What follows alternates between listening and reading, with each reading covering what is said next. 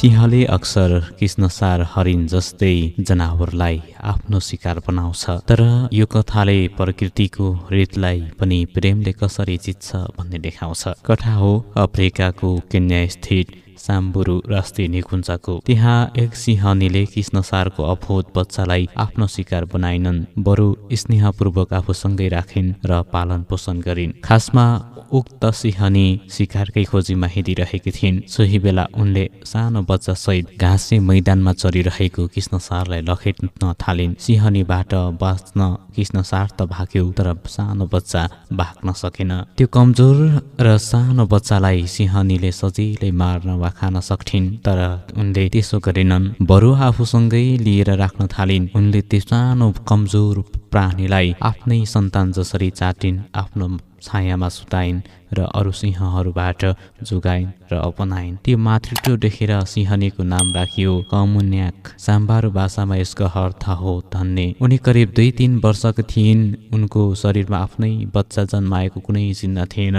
तर उनका मातृत्वको भावना यति प्रबल थियो कि आफ्नो प्राकृतिक शिकारको बच्चालाई माया गर्न थालिन्। यो घटना जब क्यामेरामा कैद भयो, विश्वभर चर्चित भयो। अखबारहरू, टेलिभिजनहरू, डकुमेन्ट्रीहरूले यस घटनालाई कभर गरे। मानिसले पनि गर्न नसक्ने अटुट प्रेम प्राणीकोमा देखिँदा सबैजना अचम्म परे। पहिला चर्चा गरौँ सिंहको समाज र जीवनचक्र। सिंह सामाजिक संरचना बाहिरबाट हेर्दा शक्तिशाली र व्यवस्थित देखिए पनि भित्रभित्रै निकै कठोर र प्रतिस्पर्धात्मक हुन्छ।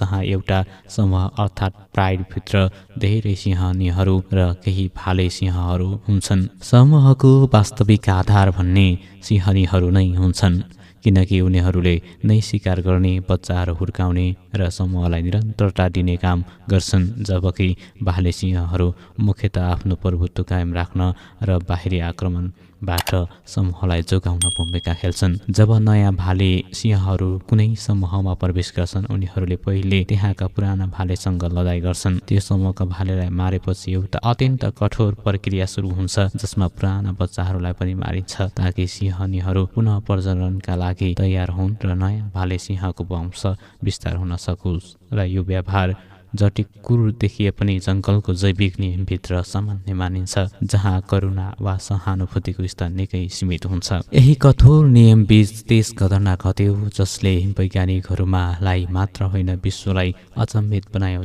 जब शिकार बनेन भोजन। एक दिन साम्बारूको खुला मैदानमा एउटा वयस्क सिंहनीले कृष्णसारको नवजात बच्चालाई भेटिन् र सामान्य अवस्थामा यस्ता बच्चा केही सेकेन्डमै सिंहनीको भोजन बन्ने निश्चित थियो, किनकि सिंहका लागि कृष्णसार सजिलो र स्वाभाविक शिकार हो। तर त्यस दिन प्रकृतिको नियम उल्टियो, किनकि सिंहनीले बच्चालाई आक्रमण गरिनन्, बरु नजिक गएर सुकिन्, चातिन् र आफ्नै बच्चा जस्तै सँग राख्न थालिन्। यो दृश्य देख्दा सुरुमा वन्यजन्तु रक्षकहरूलाई लाग्यो सिंहनीले बच्चालाई आफ्नै सन्तान ठानेकी होलिन्, तर केही दिनको अवलोकनपछि स्पष्ट भयो कि सिंहनीलाई थाहा थियो यो आफ्नो बच्चा होइन, किनकि उनले बच्चाको वास्तविक आमालाई पनि केही समय नजिक आउन दिन्थिन् र दुध खुवाउन अनुमति दिन्थिन्। तर त्यसपछि फेरि आमालाई टाढा लखेटेर बच्चालाई आफ्नै संरक्षणमा राखिन्, जसले यो व्यवहार केवल भ्रम नभएर सचेत संरक्षण जस्ता देखिन थाल्यो। मातृत्वको अनौठो विस्तार।